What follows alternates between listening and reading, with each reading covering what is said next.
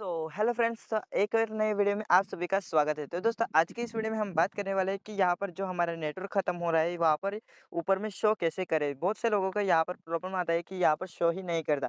तो इसी वीडियो में आपको दिखाने वाला हूँ कि ये नेटवर्क कैसे शो करता है। तो चलिए मैं बिना टाइम वेस्ट के वीडियो को स्टार्ट करता हूँ। और दोस्तों, हमारे चैनल पर पहली बार आए हैं तो प्लीज़ एक वीडियो को लाइक और चैनल को सब्सक्राइब जरूर से कर लीजिएगा। वीडियो के नीचे सब्सक्राइब का बटन है, उसे दबा देना।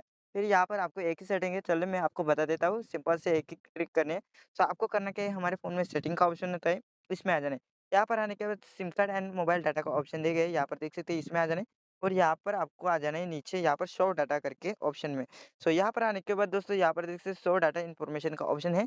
ये सभी का ऑफ होगा, अगर जिसका भी दिखा नहीं रहा है, तो इसे आपको ऑन कर देना है। सो यहाँ पर ऑन करने के बाद डायरेक्टली आपका नेटवर्क है वो दिखा देगा। तो इसी तरीके से आप सभी का नेटवर्क शो करवा सकते हो। तो वीडियो थोड़ी भी यूज़फुल लगी है तो वीडियो को एक लाइक और चैनल को सब्सक्राइब ज़रूर से कर लीजिएगा।